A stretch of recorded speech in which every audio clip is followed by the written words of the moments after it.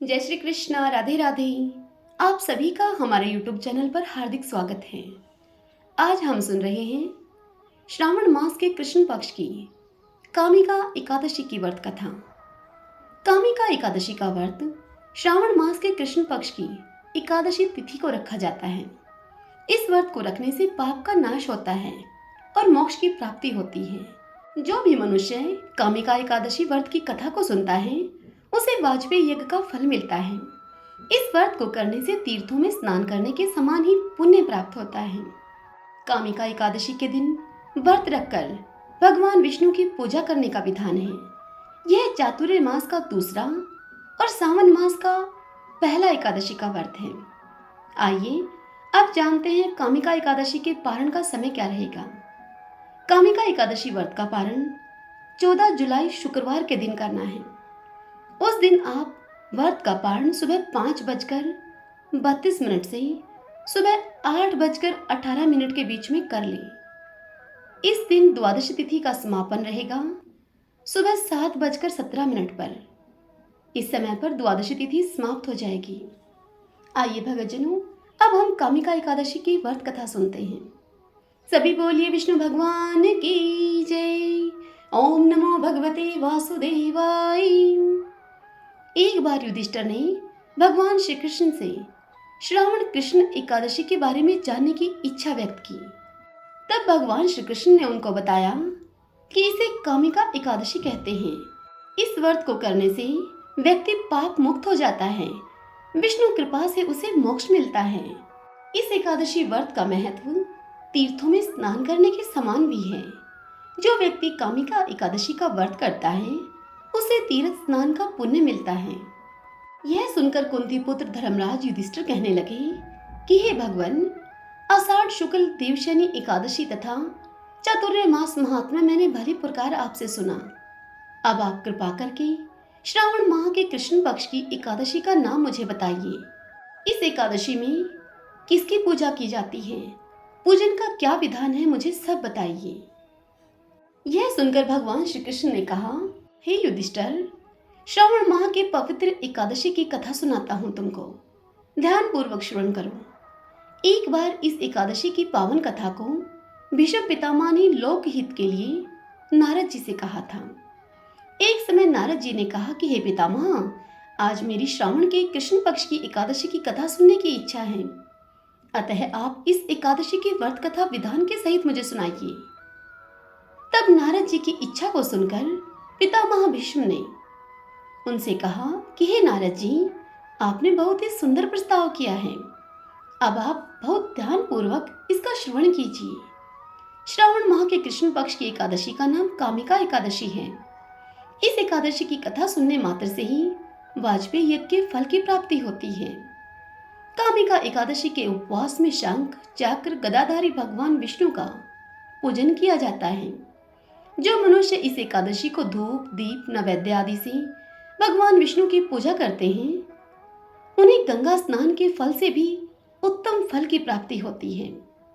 सूर्य ग्रहण और चंद्र ग्रहण में केदार और कुरुक्षेत्र में स्नान करने से जिस पुण्य की हमें प्राप्ति होती है वह पुण्य कामिका एकादशी के दिन भगवान विष्णु की भक्ति पूर्वक पूजा करने मात्र से हमें प्राप्त हो जाता है। भगवान विष्णु की श्रावण माह में भक्ति पूर्वक पूजा करने का फल समुद्र और वन सहित पृथ्वी दान करने के फल से भी ज्यादा होता है। व्यतिपात में गंडकी नदी में स्नान करने से जो फल प्राप्त होता है वह फल भगवान विष्णु की पूजा करने मात्र से मिल जाता है। संसार में भगवान की पूजा का फल सबसे ज्यादा है, अतः भक्ति पूर्वक भगवान की पूजा न बन सके तो श्रावण माह के कृष्ण पक्ष की कामिका एकादशी का उपवास करना चाहिए।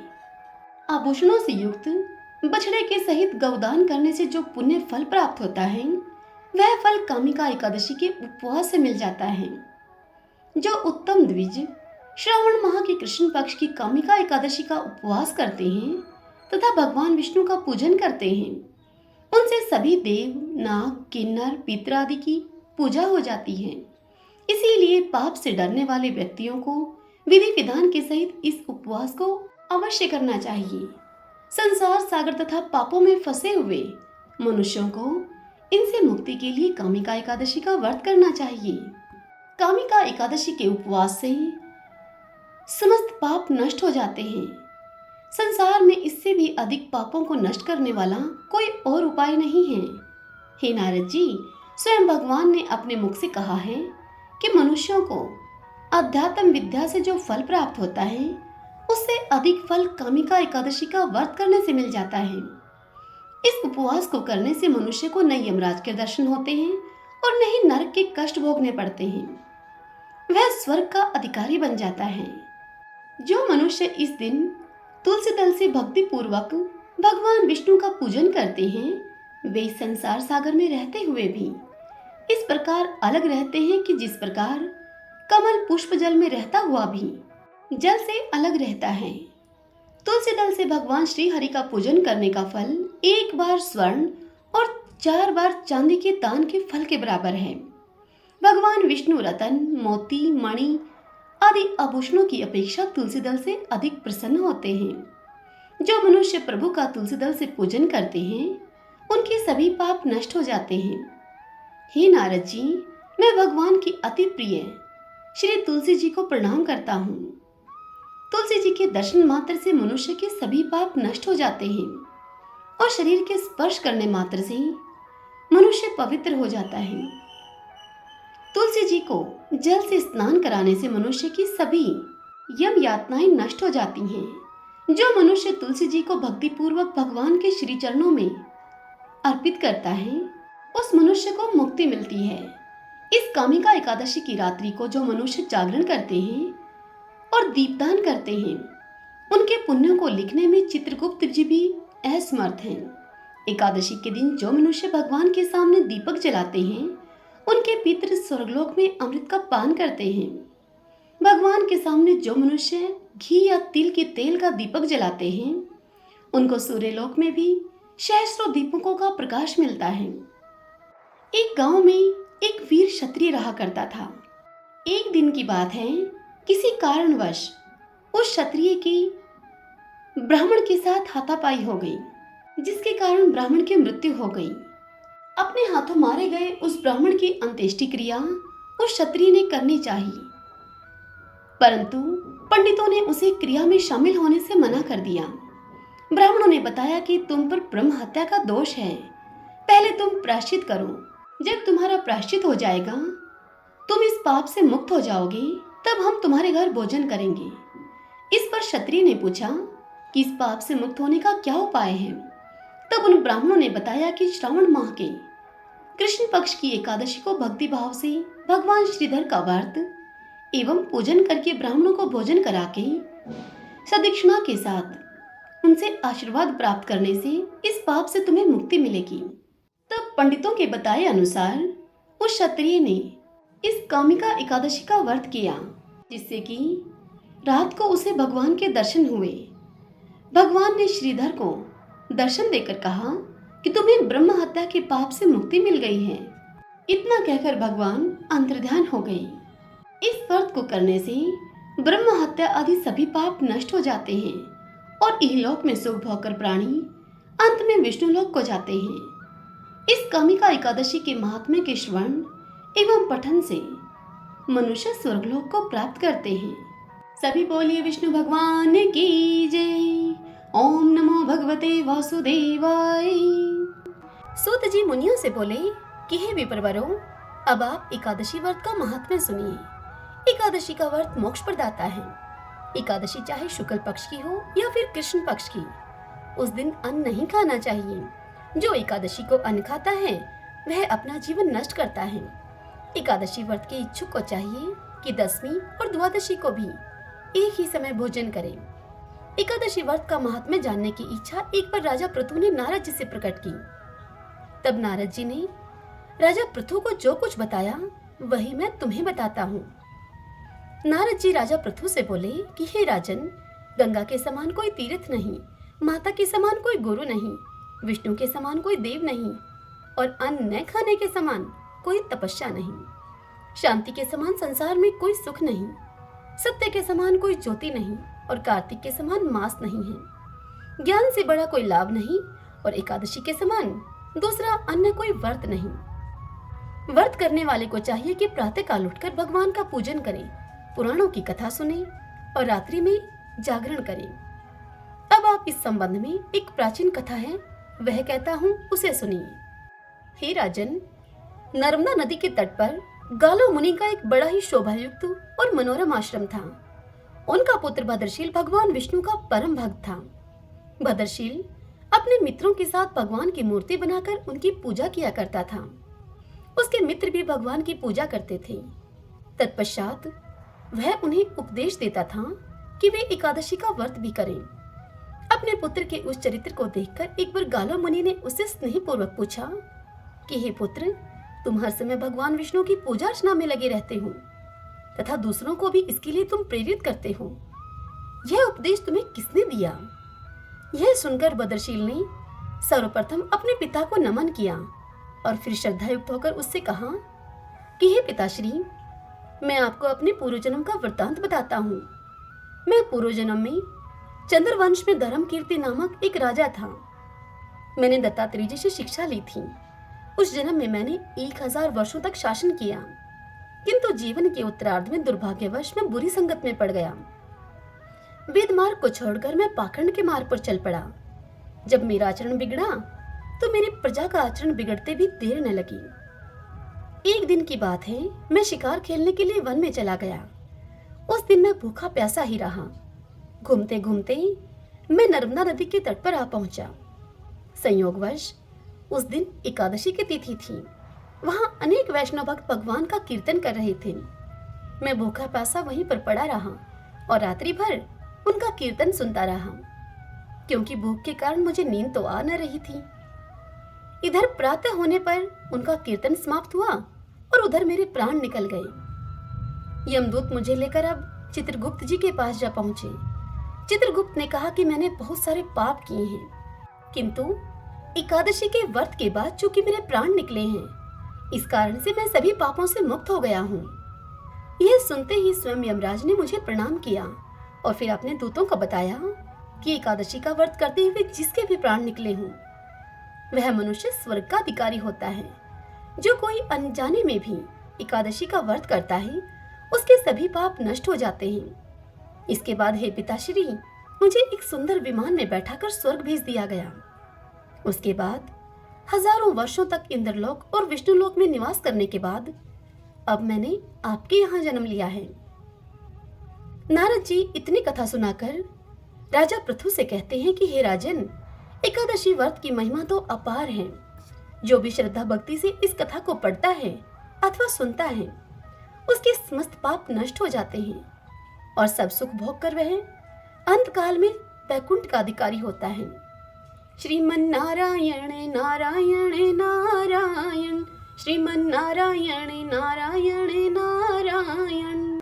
मार्कंडेय जी इस कथा को सुनाते हुए कहते हैं कि एक समय की बात है, सब धर्मों के ज्ञाता, वेद और शास्त्रों के अर्थ ज्ञान में पारंगत, सबके हृदय में रमण करने वाले श्री विष्णु के तत्व को जानने वाले तथा भगवत प्राण प्रहलाद जी जब सुख पूर्वक बैठे हुए थे, उस समय उनके समीप सब धर्म का पालन करने वाले महर्षि कुछ पूछने के लिए आए। वे महर्षि बोले कि हे प्रहलाद जी, आप कोई ऐसा साधन बतलाइए जिससे ज्ञान, ध्यान और इंद्रिय निग्रह के बिना ही अनायास भगवान विष्णु का परम पद प्राप्त हो जाता है। ऋषियों के ऐसा कहने पर संपूर्ण लोगों के हित के लिए उद्यत रहने वाले विष्णु भगत महाभाग प्रहलाद जी ने समस्त ऋषियों से संक्षेप से इस प्रकार कहा। वह बोले कि हे महर्षियों, जो 18 पुराणों का सार से भी सारतर तत्व है, जिसे कार्तिकेय जी के पूछने पर भगवान शंकर ने उन्हें बताया था, उसका मैं आपसे वर्णन करता हूँ। सुनिए। महादेव जी कार्तिकेय जी से बोले कि जो कली में एकादशी की रात में जागरण करते समय वैष्णव शास्त्र का पाठ करता है, उसके कोटि जन्मों के किए हुए 4 प्रकार के पाप नष्ट हो जाते हैं।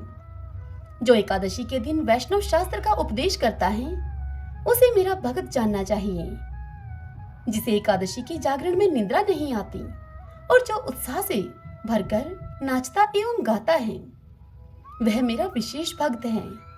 मैं उसे उत्तम ज्ञान देता हूँ और भगवान विष्णु मोक्ष प्रदान करते हैं। अतः मेरे भक्त को विशेष रूप से जागरण करना चाहिए। जो भगवान विष्णु से वैर करते हैं उन्हें पाखंडी जानना चाहिए। जो एकादशी को जागरण करते हैं और गाते हैं उन्हें आधे निमेष में अग्निष्टोम तथा अतिरात्र यज्ञ के समान फल प्राप्त होता है। जो रात्रि जागरण में बारंबार भगवान विष्णु के मुखारविंद का दर्शन करते हैं उनको भी वही फल प्राप्त होता है। जो मानव द्वादशी तिथि को भगवान विष्णु के समक्ष जागरण करते हैं वे मनुष्य यमराज के पास से मुक्त हो जाते हैं। जो द्वादशी को जागरण करते समय गीता शास्त्र से मनोविनोद करते हैं वे भी यमराज के बंधन से मुक्त हो जाते हैं। जो प्राण त्याग हो जाने पर भी द्वादशी का जागरण नहीं छोड़ते वे धन्य और पुण्य आत्मा हैं। जिनके वंश के लोग एकादशी की रात में जागरण करते हैं वे ही धन्य हैं। जिन्होंने एकादशी को जागरण किया है उन्होंने यज्ञ, दान, गया श्राद्ध और नित्य प्रयाग स्नान कर लिया है। उन्हें सन्यासियों का पुण्य भी मिल गया है और उनके द्वारा इष्टापूर्त कर्म का भी भली भांति पालन हो गया है। हे षडानन, भगवान विष्णु के भक्त जागरण के सहित एकादशी व्रत करते हैं, इसलिए वे मुझे सदा ही विशेष प्रिय हैं। जिसने वर्धनी एकादशी की रात में जागरण किया है, वर्धनी के विषय में मैंने आपको पिछले वीडियो में बताया है वर्धनी एकादशी क्या होती है। उसने पुनः प्राप्त होने वाले शरीर को स्वयं ही भस्म कर दिया है। जिसने त्रिस्पर्शा एकादशी की रात में जागरण किया है, त्रिस्पर्शा से यहाँ अभिप्राय है एकादशी 3 तिथियों से स्पर्श करती हुई हो, दसवीं भी हो, एकादशी भी हो और द्वादशी का भी थोड़ा सा स्पर्श हो रहा हो, उसे त्रिस्पर्शा कहते हैं और यह एकादशी बहुत ही पुण्यमयी होती है। आइए अब कथा की ओर बढ़ते हैं। जिसने त्रिस्पर्शा एकादशी को रात में जागरण किया है वह भगवान विष्णु के स्वरूप में लीन हो जाता है। जिसने हरिपोदनी एकादशी की रात में जागरण किया है उसके स्थूल सूक्ष्म सभी पाप नष्ट हो जाते हैं। जो द्वादशी की रात में जागरण तथा ताल स्वर के साथ संगीत का आयोजन करता है उसे महान पुण्य की प्राप्ति होती है। जो एकादशी के दिन ऋषियों के द्वारा बनाए हुए दिव्य स्तोत्रों से, ऋग्वेद, यजुर्वेद तथा सामवेद के वैष्णव मंत्रों से, संस्कृत एवं प्राकृत के अन्य स्तोत्रों से तथा गीत, वाद आदि के द्वारा भगवान विष्णु को संतुष्ट करता है उसे भगवान विष्णु भी परमानंद प्राप्त करते हैं। जो एकादशी की रात में भगवान विष्णु के आगे वैष्णव भक्तों के समीप गीता और विष्णु सहस्रनाम का पाठ करता है वह उस परम धाम में जाता है जहां पर साक्षात भगवान नारायण विराजमान है। पुण्यमय भागवत तथा स्कंद पुराण भगवान विष्णु को प्रिय है। मथुरा और ब्रज में भगवान विष्णु के बाल चरित्र का जो वर्णन किया गया है उसे जो एकादशी की रात में भगवान केशव का पूजन करके पढ़ता है उसका पुण्य कितना है यह तो मैं भी नहीं जानता। यह बात प्रहलाद जी ऋषियों से कह रहे हैं। आगे कहते हैं प्रहलाद जी कि कदाचित भगवान विष्णु जानते हो, ऐसा हो सकता है। हे बेटा, भगवान के समीप गीत, नृत्य तथा स्तोत्र पाठ आदि से जो फल होता है वही कली के श्री हरि के समीप जागरण करते समय विष्णु सहस्रनाम, गीता तथा श्रीमद् भागवत का पाठ करने से सहस्त्र गुना होकर मिलता है। जो श्री हरि के समीप जागरण करते समय रात में दीपक जलाता है उसका पुण्य 100 कल्पों में भी नष्ट नहीं होता है। जो जागरण काल में मंजरी सहित तुलसी दल से भक्ति पूर्वक श्री हरि का पूजन करता है उसका पुनः इस संसार में जन्म नहीं होता है। स्नान, चंदन, लेप, धूप, दीप, नैवेद्य तथा तांबूल यह सब जागरण काल में भगवान को समर्पित किया जाए तो उससे अक्षय पुण्य होता है। कथा सुनाते हुए प्रहलाद जी कहते हैं कि महादेव जी ने कार्तिकेय जी से कहा कि हे कार्तिकेय, जो भक्त मेरा ध्यान करना चाहता है वह एकादशी की रात्रि में श्री हरि के समीप भक्ति पूर्वक जागरण करे। एकादशी के दिन जो लोग जागरण करते हैं उनके शरीर में इंद्रादि देवता आकर स्थित हो जाते हैं। जो जागरण काल में महाभारत का पाठ करते हैं वे उस परम धाम में जाते हैं जहां सन्यासी महात्मा जाया करते हैं। जो उस समय श्री रामचंद्र जी का चरित्र दशकंठ वध पढ़ते हैं, वे योग्य वेताओं की गति को प्राप्त होते हैं। जिन्होंने श्रीहरि के समीप जागरण किया है, उन्होंने चारों वेदों का स्वाध्याय, देवताओं का पूजन, यज्ञों का अनुष्ठान तथा सब तीर्थों में स्नान कर लिया है। श्री कृष्ण से बढ़कर कोई देवता नहीं है, उनके दिन से बढ़कर दूसरा कोई दिन नहीं है, और एकादशी व्रत के समान दूसरा कोई व्रत भी नहीं है। जहाँ भागवत शास्त्र है, भगवान विष्णु के लिए जहाँ जागरण किया जाता है और जहाँ शालिग्राम शिला स्थित होती है, वहाँ साक्षात भगवान विष्णु उपस्थित होते हैं। प्राचीन काल में एक लड़की का जन्म राक्षस कुल में हुआ, जिसका नाम वृंदा था। दैत्यराज कालनेमी जैसे राक्षस परिवार में पैदा होने के बाद भी वृंदा भगवान विष्णु की पूजा किया करती थी। जब वृंदा बड़ी हुई तो उसकी शादी जालंधर नामक दैत्य से हो गई। जालंधर काफी शक्तिशाली राक्षस था, जिसका जन्म भगवान शिव के तेज के कारण समुद्र से हुआ था। बलवान होने के कारण जालंधर को दैत्यों का राजा बनाया गया। वृंदा से शादी करने के बाद जालंधर की शक्ति और पराक्रम बढ़ता ही गया। उसे किसी भी तरह से हराना मुश्किल था। जालंधर के बढ़ते अहंकार और आतंक से सभी देवता परेशान थे।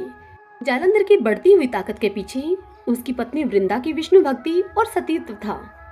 होते होते जालंधर अपनी शक्ति और अहंकार में चूर होकर स्वर्ग की देवियों पर काबू पाने की कोशिश करने लगा। अब इसी दौरान एक बार उसने माता लक्ष्मी को पाने का प्रयास किया, परंतु समुद्र से जन्म लेने के कारण माता लक्ष्मी ने उसे अपना भाई बना लिया।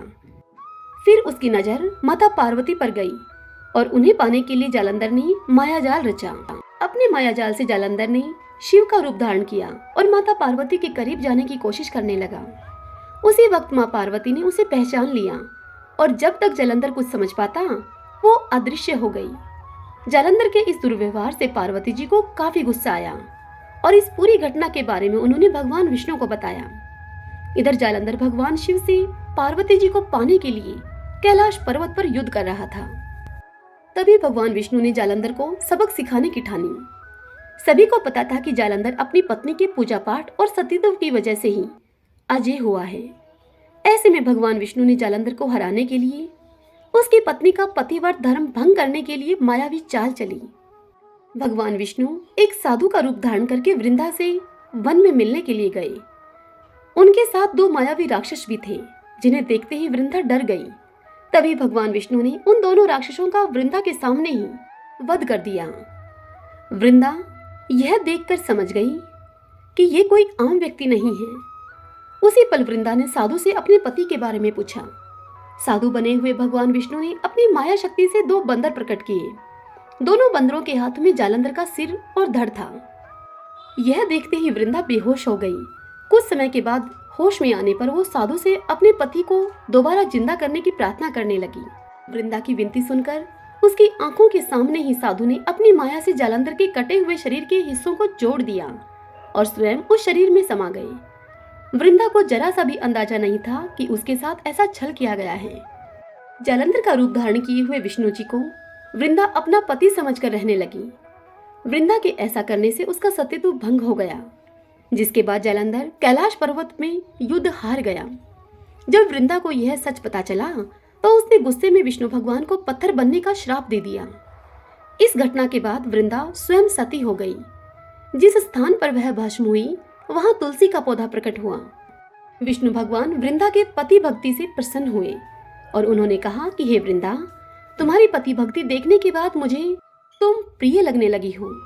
अब सदैव तुम मेरे साथ तुलसी के रूप में रहोगी। तुम्हारे तुलसी रूप का जो भी व्यक्ति मेरे शालिग्राम के साथ विवाह कराएगा, उसे 1000 गुना यश और पुण्य प्राप्त होगा। जिस भी मनुष्य के घर में तुलसी का वास होगा, उस घर में कभी भी असमय यमदूत नहीं आएंगे। आगे भगवान ने कहा कि तुलसी के पौधे की पूजा करने वालों को गंगा और नर्मदा में स्नान करने के बराबर पुण्य प्राप्त होगा। संसार में चाहे कोई भी मनुष्य कितना भी दुष्ट क्यों न हो, कितने भी पाप क्यों न किए हों, मृत्यु के दौरान उसके मुख में तुलसी और गंगा जल अवश्य दिया जाएगा। इससे वह अपने पापों से मुक्त होकर वैकुंठ धाम को जाएगा। इसके अलावा जो व्यक्ति तुलसी और आंवले के पेड़ की छाया में पितरों का श्राद्ध करेगा, उसके पितरों को मोक्ष मिलेगा। सभी बोलिए तुलसी माता की जय। भगतजनों, यदि आपको यह वीडियो पसंद आए, आपके लिए उपयोगी सिद्ध हो, तो इस वीडियो को आप लाइक करें और कमेंट बॉक्स में 11 माता की जय लिखिएगा। हरे कृष्णा।